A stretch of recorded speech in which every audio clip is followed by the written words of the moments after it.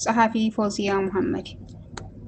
አሰላሙ አለይኩም ወራህመቱላሂ ወበረካቱ። ውድና የተከበራችሁ ውድ የቻናሌ ቤተሰቦች በሀገርም በውጭም ያላችሁ ሰላማችሁ በዚህ ተረፍረፍ ይበልልኝ እያልኩኝ ለቻናሉ አዲስ የሆናችሁ ላይክ፣ ሰብስክራይብ እያደረጋችሁ አበረታቱኝ። ነባር የሆናችሁም ላይክ፣ ሼር በማድረግ ተባበሩኝ።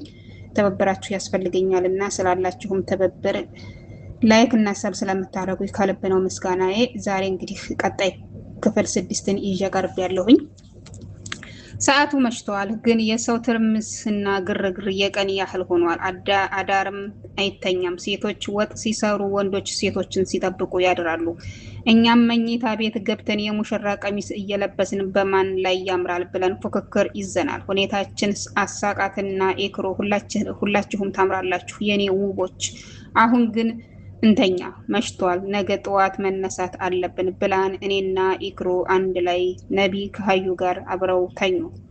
በተኛንበት ሁነን ስናወራ እኩለ ሌሊት ደረስን። ኢክሩ በሀሳብ ተጓዘች። ኢኮ ትተሽኝ የት ሂደሽ ብዬ ከሀሳቧ አባነንኳት።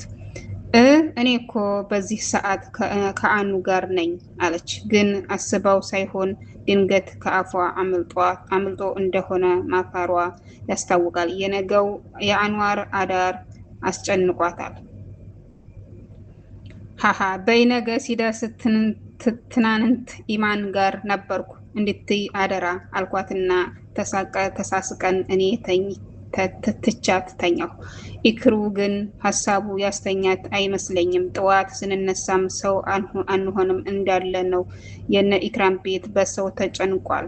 ስለዚህ ሙሽራው አንዋር መጥቶ እስኪወስዳት እኛ ቤት እንድትቆይ ተስማምተን ወደ እኛ ቤት ሄደን ሁሉንም እንደምንፈልገው አድርገን ከጨረስን በኋላ በየተራ ሻወር ወስደን መዘጋጀት ጀመርን። ወደ 4 ሰዓት አካባቢ ጓደኞቿ አጃቢዎቿ መምጣት ጀምረዋል። ቤቱም ሞቅ ሞቅ ማለት ጀመረ። የምሳ ሰዓት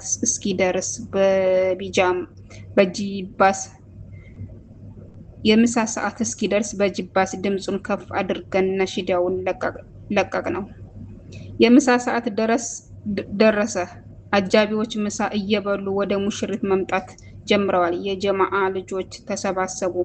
ጂባሱን አቆምንና በዱቢ ታጅበን በራሳችን ነሽዳ ማለት ጀመርን። እየተቀያየርን እስኪ ሁላችንም ትዳር ገቡበት አታዩትም ኢኩዬ እንዳማረባት ዘንድሮም አጃቢ ካንቺ አምናም አጃቢ እጣችን አውጣው ያረቢ ሁሉም አልክልም ሰላም አላ ኩልማ ለምኔ ሰላም አላ ኡስታዝ አቡበክር ሰላም አላ ባየሁበት አይኔ ሰላም አላ። ይህ ግጥም የምንጠቀመው አቂዳችንን ለመግለጽ ነው። ምክንያቱም አገራችን ኮምቦልቻ የአህባሾች ዋና መፍለቂያ በመሆኗ ምክንያት በተሳሳተ አቂዳ ማህበረሰቡን በጥሜት ጎዳና አስገብተው ከእነሱ አቂዳ ውጭ ያለን ሰው ወሃብያ ነው፣ ካፊር ነው፣ የእነሱ ኢባዳ የማስመሰል ነው፣ አላህ አይቀበለውም ብለው በአላህ ላይ ድንብር ሲያልፍ ይስተዋላል።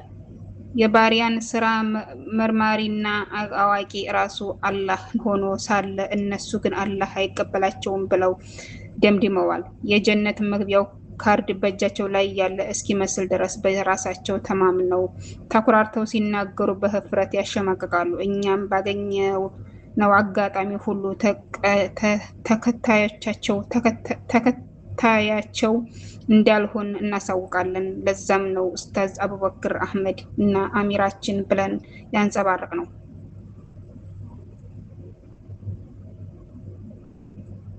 ኡስታዝ አቡበክር አህመድ የዚሁ የወሎ መዲና እንበርት የሆነችው የደሴ ከተማ ተወላጅ ነው። አቡበክር አህመድ አላህ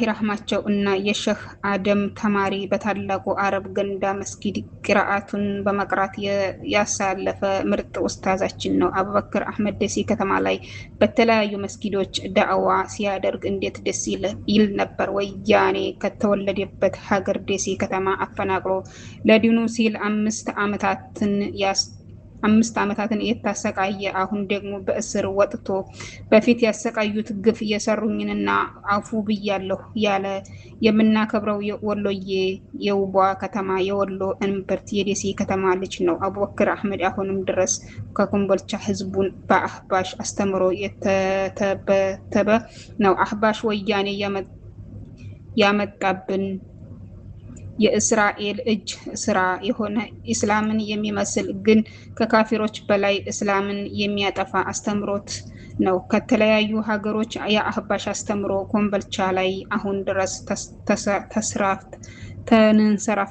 ተንሰራፍተው ይገኛሉ። ሰው አህባሽ 7 ዓመታት አስተምሮቱን ሲያስፋፋ ሙስሊሙ ያልተረፈው ጫት መቃም እንጂ መስጊድ ሲገነባ የኢስላም ትምህርት ቤት ገነባ ቁርአን ሐፊዝ ሲመረቅ አላየንም።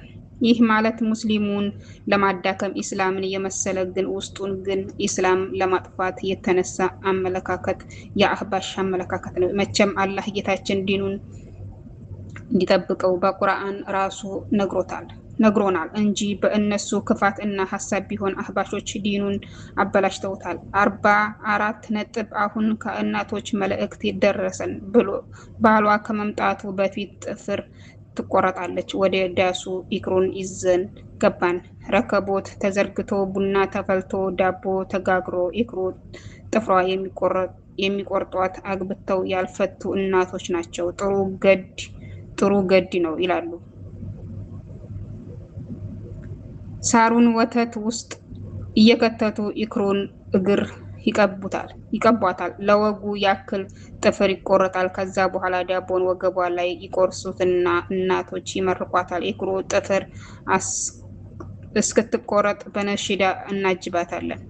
ከስንዴ እንክርዳድ ይለቀምለታል። ከውሃ አረንጓዴ ይገፈፍለታል። አሁን ከኢክሩዬ ምን ይወጣላታል? ከቀጥሎች ሁሉ ኮባ ሰፊ ነው። አሁን የኢኩዬ ምኗ ክፉ ነው? የኢኩዬ እናት ውጭ ተከሰሻል። ይችን የመሳይ ቆንጆ ማን ወለጅ ብሎሻል? የኢኩዬ እናት ውጭ ከጓዳ ሷሊህ የወለደ አያጣም እንግዳ። ጥፍር ተቆረጠ አልቆ ወደ ቤት ተመልሰናል። ወደ 9 ሰዓት አካባቢ አንዋሬ ከእና አጃቢው ከደሴ ከተማ መጣ። በወጣት የታጀበ ብዙ ግሩፕ ያሉት ሚዜዎች አንድ አይነት የተለያዩ የለበሱ ሚዜው አሁን እኔ ብሞት አንድ ሞት ነው ወይ የትዳር ሀያት አንድ ቀን ሳላይ የኛው ጾምሽ ነው የትኛው ዱአሽ? አንዋር መሳይ ቆንጆ አላህ የሰጠሽ ያገባም አገባ ያላገባም ገባ ሚዜው ብቻ ቀረ ሸዋር እየገባ። አታገባም ወይ አጥር መሄድ አይበቃህም ወይ? በመንገድ መጋተት አይበቃህም ወይ? ምሽት 3 ሰዓት ከ45 አኑ ታላቅ ፊልሚያ አለው እኛ አላገዝነውም። የእኛ ሙሽሪት አላህ ይሁንሽ። አንዋር ስልጡን ነው ሽሮ አይበላልሽ። እረ ብዙ ተጨፈረ። ከዛ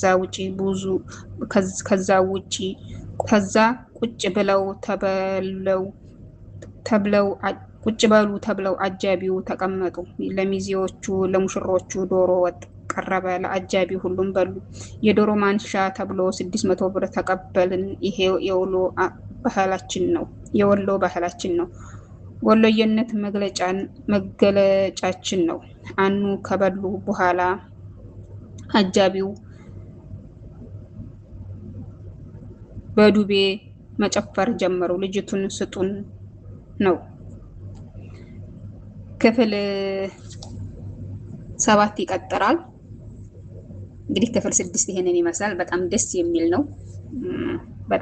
በጣም መሳጭ የሆነ ታሪክ ነው። ክፍል 7 እንዲለቀቅ ላይክ፣ ሰብ፣ ሼር በማድረግ ተባበሩኝ። የኔ ውድ ቤተሰቦች ማስተካከል ያለብኝን ነገር ኮሜንት ላይ አሳውቁኝ። ማንኛውንም ማስተያየት እቀበላለሁኝ። ምንም ቅር የሚለኝ ነገር የለም። ምክንያቱም ለኔ ይጠቅመኛል እንጂ ምንም አይጎዳኝም። እና እንግዲህ ውድ ቻናሌ ቤተሰቦች ለዛሬ ያልኳት ቪዲዮ ይችን ትመስላለች። በቀጣይ ቪዲዮ እስከምንገናኝ ሁላችሁም በያላችሁበት ሰላማችሁ ብዝት ተረፍርፍ ይበልልኝ እያልኩኝ ሁላችሁም በያላችሁበት አላህ ይጠብቃችሁ። በቀጣይ ቪዲዮ እስከምንገናኝ በዚህ ወሰነባበታለሁ። መልካም ጊዜ ይሁንላችሁ የኔ ውድ ቤተሰቦች።